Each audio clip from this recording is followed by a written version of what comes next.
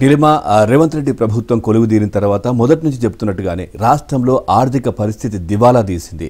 ఇప్పుడు కొత్తగా సంక్షేమ పథకాలు అమలు చేద్దామంటే కూడా ఇక్కడ ఖజానా ఖాళీ అయిన పరిస్థితి. అంటే వీళ్ళు రేవంత్ రెడ్డి అధికారంలోకి వచ్చిన తర్వాత అసలు ఆర్థిక పరిస్థితి తెలంగాణ ఏ విధంగా ఉందో పూర్తిగా అర్థం చేసుకున్నారు. వాళ్ళు ఇచ్చినటువంటి హామీలు అమలు చేయాలన్న చాలా ఇబ్బందికరమైనటువంటి పరిస్థితులు. ఎక్కడికక్కడ పూర్తిగా ధనిక రాష్ట్రమైన తెలంగాణను బీఆర్ఎస్ ప్రభుత్వం అప్పుల్లోకి నెట్టేసింది అనేది క్లియర్ గా కనిపిస్తా ఉంది. రైట్, ఇప్పుడు ప్రస్తుతం ఆర్థిక పరిస్థితులపైన శ్వేతపత్రం విడుదల చేయడమే కాదు పవన్, అండ్ ఇటు సాగునీటి ప్రాజెక్టులకు సంబంధించి అలాగే విద్యుత్ ప్రాజెక్టులకు సంబంధించి కూడా శ్వేతపత్రం విడుదల చేయాలి అన్న ఆలోచనలు అయితే ప్రభుత్వం ఉంది.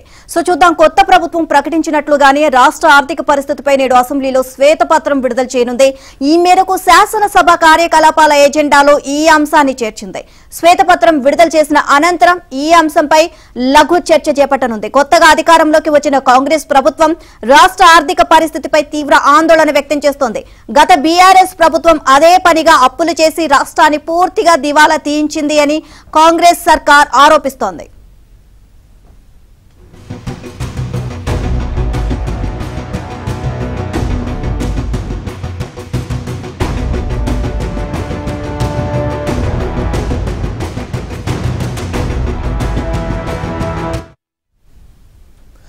రైట్గా బడ్జెట్ అప్పులు, గ్యారంటీ అప్పులు మొత్తం కలిపి 5.50 లక్షల కోట్లకు మించిపోయాయని ఉప ముఖ్యమంత్రి మల్లు భట్టి విక్రమార్క ఇటీవలే వెల్లడించారు.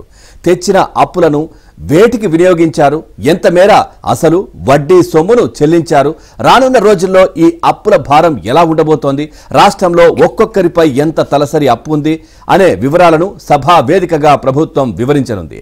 అసెంబ్లీలో సభ్యులందరికీ విస్పష్టంగా కనిపించేలా ఏర్పాటు చేసిన స్క్రీన్ల ద్వారా ఈ అప్పులు, రాబడులు, వ్యయాల వివరాలను వెల్లడించనుంది. ఇదే విషయానికి సంబంధించి మరింత సమాచారాన్ని మా తెలంగాణ బ్యూరో ఇన్ఛార్జ్ నవీన్ అడిగి తెలుసుకుందాం. నవీన్, అప్డేట్స్ ఏంటి? ఇటు రేవంత్ రెడ్డి అధికారంలోకి వచ్చిన తర్వాత పూర్తిగా రాష్ట్ర ఆర్థిక పరిస్థితిపై, తర్వాత ఏదైతే నీటిపారుదల శాఖకి సంబంధించి, విద్యుత్ శాఖకి సంబంధించి అసెంబ్లీ వేదికగా ఈ శ్వేతపత్రాల విడుదల కార్యక్రమం, అప్డేట్స్ ఏంటి, ఏం చెప్తారు?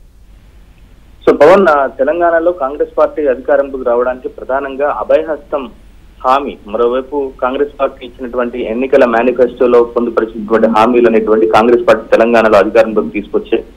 అయితే ఈ హామీల అమలు అనేటువంటిది ఆచరణ సాధ్యం కాదని చెప్పని బీఆర్ఎస్ పార్టీ నేతలు చెప్తున్నారు. సో ఈ హామీలను అమలు చేయలేక కాంగ్రెస్ పార్టీ చేతులెత్తేస్తుందని చెప్పేసి బీఆర్ఎస్ పార్టీకి సంబంధించినటువంటి నేతలంతా కూడా పదే పదే విమర్శలు చేస్తున్నారు. సో ఈ నేపథ్యంలో ఇప్పటికే కాంగ్రెస్ పార్టీ 2 హామీలను ఇప్పటికే అమలు చేసింది. మహిళలకు ఉచిత బస్సు ప్రయాణం, మరోవైపు 10 లక్షల ఆరోగ్యశ్రీ స్కీమ్ సంబంధించి మరో 2 స్కీమ్లను కూడా ఈ నెల 28వ తారీఖు నుంచి అమలు చేసేందుకు కసరత్తు కూడా చేస్తారు. అయితే ప్రధానంగా ఇటు బీఆర్ఎస్ నేతలు చేస్తున్నటువంటి ఆరోపణలకు గట్టి కౌంటర్ అసెంబ్లీ వేదిక ద్వారా ఇవ్వాలని చెప్పేసి కాంగ్రెస్ పార్టీ భావిస్తుంది. సో దాంట్లో భాగంగానే తొలి అసెంబ్లీ సెషన్స్, అంటే కాంగ్రెస్ పార్టీ అధికారంలోకి వచ్చిన తర్వాత జరుగుతున్నటువంటి తొలి అసెంబ్లీ సెషన్స్ 4 రోజుల వాయిదా విరామం తర్వాత ఇవాళ రేపు అసెంబ్లీ సమావేశాలు జరగబోతున్నాయి. సో ప్రధానంగా ఇటు రాష్ట్రంలో ఉన్నటువంటి పరిస్థితి ఏంటి, సో బీఆర్ఎస్ నేతలు భవిష్యత్తులో ఇట్లాంటి విమర్శలు చేయకుండా గడిచిన 9.5 కాలంలో బీఆర్ఎస్ ప్రభుత్వం సరే ఎట్లాంటి అప్పులు చేసింది, ఎంత దుబారా చేసింది, ఎంత అవినీతికి పాల్పడింది, అవసరం లేని చోట ఎట్లా అప్పులు చేసింది అనేటువంటి పూర్తి వివరాలను ఇవాళ పవర్ పాయింట్ ప్రజెంటేషన్ రూపంలో ఇవ్వాలని చెప్పని కాంగ్రెస్ పార్టీ భావించింది. అయితే ఈ పవర్ పాయింట్ ప్రజెంటేషన్ ఇస్తుందా లేదా కేవలం శ్వేతపత్రాలకే పరిమితం అవుతుందా అనేటువంటిది మనం చూడాల్సి ఉంది. సో మొత్తం మీద ఇలా హౌస్ స్టార్ట్ అయిన తర్వాత 3 మాజీ ఎమ్మెల్యేలకు సంతాపాలు తెలుపుతుంది. సంతాపాలు తెలిపిన తర్వాత ఈ విద్యుత్ అంశానికి సంబంధించి అలానే సాగునీటి అంశాలకు సంబంధించినటువంటి షార్ట్ డిస్కషన్, అంటే లఘు చర్చను కూడా ఇవాళ భట్టి విక్రమార్క మొదలు పెట్టబోతున్నారు.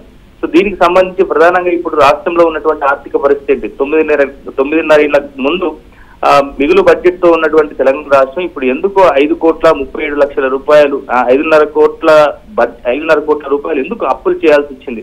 సో దీనికి ఎక్కడెక్కడ ఖర్చు పెట్టారు, ఎంత దుబారా చేశారు, ఆ శాఖల వారీగా పూర్తి లెక్కలను ప్రభుత్వం సిద్ధం చేసుకుంది. ప్రధానంగా అధికార ప్రతిపక్షాన్ని ఇరుకున పెట్టేటువంటి ప్రయత్నాలు అయితే చేయబోతోంది. మరోవైపు ఇటు ఇన్నాళ్ళు అధికార పక్షంగా ఉన్నటువంటి బీఆర్ఎస్ పార్టీ కూడా పూర్తి స్థాయి కసరత్తుతో ఇవాళ అసెంబ్లీకి రాబోతుంది. సో అప్పులు చేయడమే కాదు, సో దానికి సంబంధించి ఆయా సంస్థలను, కార్పొరేషన్ల పేరిట వాటిని ఆస్తులను కూడా సమకూర్చామనేటువంటి వివరాలను ఇవాళ అసెంబ్లీ ముందర బీఆర్ఎస్ నాయకులు చెప్పబోతున్నారు. ప్రధానంగా మొన్నటి వరకు ఆర్థిక మంత్రిగా పనిచేసి ఇరిగేషన్ శాఖ మంత్రిగా పనిచేసినటువంటి హరీష్ రావు ఈ బాధ్యతను ఆయన భుజాన వేసుకోబోతున్నారు. మరోవైపు కేటీఆర్ కూడా ఇండస్ట్రీకి సంబంధించి అలానే ఇతర అంశాలకు సంబంధించినటువంటి చర్చలు కూడా ఆయన పాల్గొనబోతున్నారు. సో ఇవాళ అసెంబ్లీ సెషన్స్ చాలా వేడిగా జరగబోతున్నాయి. ఇవాళ తెలంగాణ అసెంబ్లీలో ఒక ఇంపార్టెంట్ డే గానే మనం చెప్పుకోవచ్చు. ఎందుకంటే మనం చూసాం గవర్నర్ ప్రసంగానికి ధన్యవాదాలు తెలిపేటువంటి తీర్మానం సందర్భంగా అసెంబ్లీలో జరిగినటువంటి చర్చ. సో ఇవాళ ఏకంగా ఇటు అధికార పార్టీ వర్సెస్ బీఆర్ఎస్ మధ్య ఒక రాజకీయమైనటువంటి వాతావరణం రోజు ముదురుతున్నటువంటి నేపథ్యంలో దీనికి సంబంధించి మనం చూసాం నిన్నంతా కూడా ట్వీట్ల రూపంలో ఇటు కర్ణాటక ముఖ్యమంత్రి మీద అలానే కేటీఆర్ చేసిన కామెంట్స్, కేటీఆర్ మీద కర్ణాటక ముఖ్యమంత్రి చేసిన కామెంట్స్ చూసాం. సో మరోవైపు నిన్న కేటీఆర్ కూడా ఒక మీడియా స్టేట్మెంట్ కూడా ఇచ్చారు. ఈ శ్వేతపత్రాల పేరిట కాంగ్రెస్ పార్టీ ఇచ్చినటువంటి హామీల నుంచి తప్పించుకునేటువంటి ప్రయత్నం చేస్తుందని చెప్పేసి కూడా ఆయన కామెంట్ చేశారు. సో ఈ నేపథ్యంలో ఇవాళ అసెంబ్లీ సమావేశాలు మాత్రం కొంత రసవత్తరంగా మారేటువంటి అవకాశాలు కనిపిస్తున్నాయి.